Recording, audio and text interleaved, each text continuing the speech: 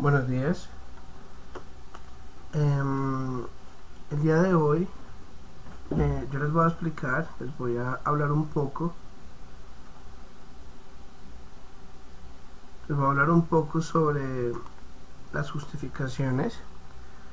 Ustedes van a ver que en la página 36 tenemos un diagrama, un mapa sobre las justificaciones y la tipificación que existe eh, alrededor de ellas. Es muy importante eh, tener en cuenta que dentro del proceso de investigación en el proyecto como tal, la justificación se presenta como una de las partes vitales, porque es el momento en el cual nosotros decimos que nuestro trabajo inicial sobre el planteamiento de la hipótesis, el de los interrogantes y demás, fueron acertados o no. Entonces, esta tipificación se divide en dos partes, que están las justificaciones objetivas y las no objetivas. Estas últimas pues también se conocen como subjetivas. Y empezando por estas, es importante tener claro que la relación entre estas o este tipo de justificación y la hipótesis se da por una relación indirecta con el objeto de investigación. ¿Qué quiere decir esto? Que no son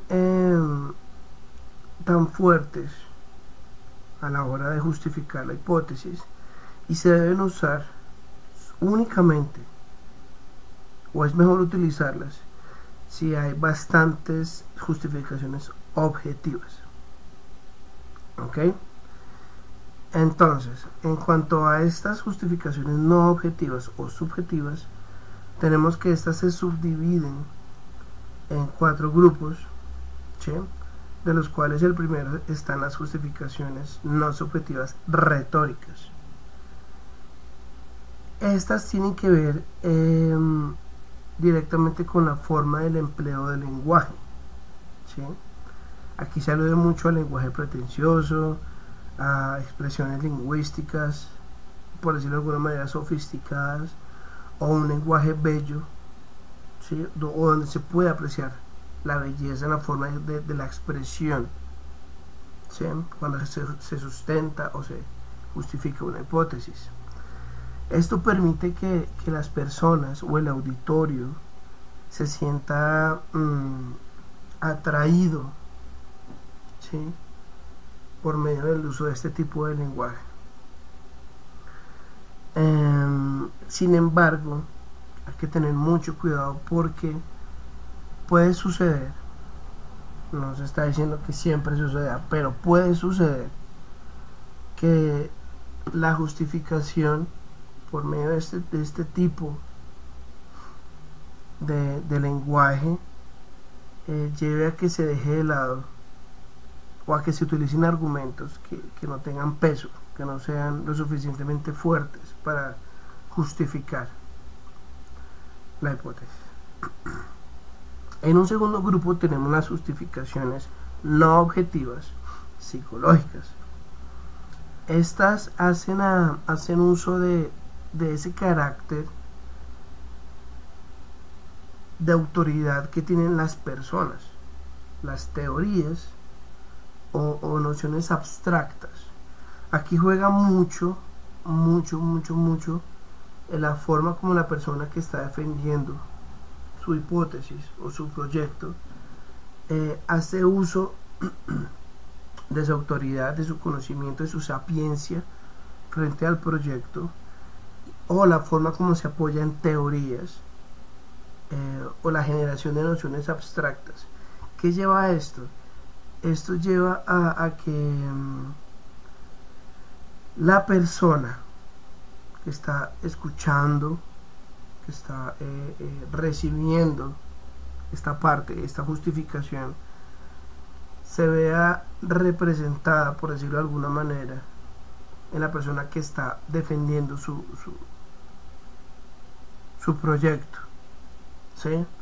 Es importante tener claridad, que muchas personas tienen como a de pronto no a definir, o puede suceder que personas no definan muy bien una teoría específica, y entonces empiecen como a anteponerse o a cruzarse diferentes teorías, ¿sí? Es importante que quien utiliza o quien justifica su proyecto se siente, se ubique en una teoría para poder defenderla desde una sola teoría, obviamente permitiendo que, que pues se puedan presentar observaciones desde otras teorías. Esto puede ser criticado dentro del mismo ambiente profesional o académico, por lo mismo, por lo que muchas teorías pueden estar relacionadas con la justificación o con la hipótesis, pero es importante dejar claro que si uno es claro o delimita muy bien su marco conceptual y dice, no, es que yo estoy centrando esta justificación desde este autor y desde esta teoría, con eso se puede evitar de pronto como que patine un poco el proyecto y su justificación. En un tercer grupo están las socioculturales, y pues como su nombre lo indica, estas tienen que ver con el contexto, ¿sí? Al argumentar para un auditorio específico yo debo tener claridad a quién me estoy dirigiendo y cómo me voy a dirigir. Es importante tener cuidado con el lenguaje que se utilice, porque de pronto por desconocimiento puede suceder, utilice términos, utilice expresiones que pueda llegar a ofender al contexto. Yo tengo que estar muy bien centrado, tengo que estar seguro de lo que voy a decir dependiendo del contexto, ¿sí? Es decir, no puedo utilizar expresiones que lleguen a descalificar o que lleguen a hacer sentir mal al grupo al que me estoy refiriendo, ¿sí? Puede suceder, por ejemplo, la salida en falso del procurador el año pasado cuando dijo que si no tuviera autoridad se iba a sembrar papa, por ejemplo, ¿sí? De pronto a muchas personas les causó gracia, pero lo dijo en un contexto totalmente salido de tono, porque estaba con lo del paro con el paro papero, el paro de los paperos, y ellos salieron pues como a decir, bueno, ¿y nosotros qué? O sea, nosotros tenemos un trabajo y nuestro trabajo es digno. Y entonces este lenguaje y esta justificación debe estar en concordancia con el contexto al cual yo me estoy dirigiendo. Bien. Hay otro grupo de justificaciones no objetivas, y estos hacen alusión al tipo de lenguaje que yo voy a utilizar o la forma como yo me presento frente al contexto en cuanto a mi autoridad, por decirlo así. Entonces muchas personas creen o le creen a la persona dependiendo de los términos o de la forma como se presenta el speaker, el que presenta, o el investigador, ¿sí? En este caso es el investigador. Entonces se alude a la ridiculización, de pronto al tono, hablar duro, utilizar tonos o utilizar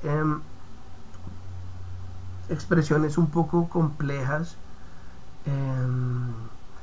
que lleguen a confundir un poco al auditorio, la seguridad con la que se habla. No es lo mismo que una persona llegue con un tono de voz bajito, o que de pronto no sepa de qué es lo que está hablando, que dude y patine en los términos. Entonces ese tipo de recursos sirven para convencer y para sustentar o defender un proyecto. Esto es a nivel oral, y esto lleva a que las personas al ver el investigador que se defiende y utiliza ciertos términos, le crean. no sé si sea pertinente, pero eso es lo que hacen muchos políticos, ¿sí? Ellos generalmente, la forma como hablan, la forma como descalifican a sus contendores, llevan a ganar adeptos o no, ¿sí? Y eso es muy importante a la hora de hablar, saber cómo me presento, cómo hablo y cómo demuestro que lo que yo estoy diciendo es cierto. Yo aquí me atrevería a decir también que es importante la forma como proyecto, no solamente desde la parte oral, sino desde la parte física, movimiento del cuerpo, el movimiento de las manos, el uso de muletillas, etcétera. Esas son cosas que es bueno saberlas trabajar. Y en esta parte pues ya terminaríamos las justificaciones no objetivas o subjetivas. Ahora vamos a hablar de las objetivas. Estas son de dos tipos, que son las factuales y las sistemáticas. Las factuales tienen que ver con los datos o con los hechos problemáticos que disparan, por decirlo así, la investigación, ¿sí? Estos datos o evidencias nos llevan nos guían al creer en la verdad de las hipótesis que se plantean, de lado las hipótesis que se plantean, ¿sí? Y estas factuales, ¿sí?, son de dos tipos también, que son las confirmantes y las sustentadoras. Las primeras son las sustentadoras, ¿sí? Y estas justificaciones sustentadoras son los datos iniciales que yo tengo para mi investigación, para plantear mi hipótesis, ¿sí?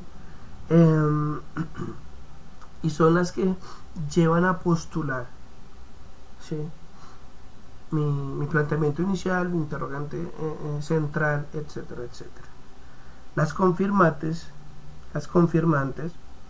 son todos aquellos que están relacionados con los datos que son resultado de la investigación y los que demuestran la hipótesis, ¿sí? Estos son producto del proceso que se ha llevado dentro de la investigación. Bien,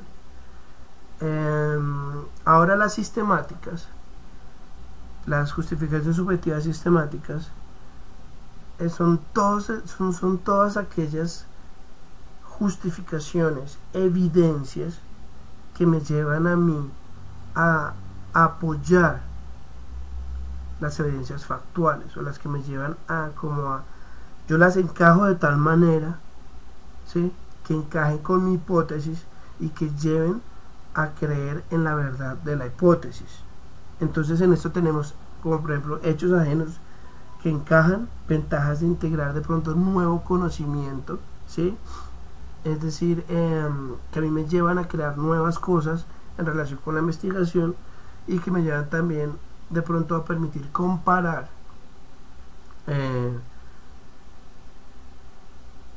diferentes casos dentro de la justificación. Voy a hacer un alto acá.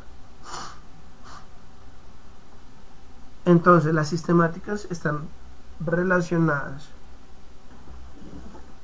con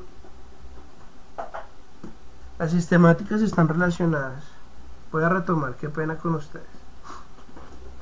Las sistemáticas son todas aquellas evidencias o justificaciones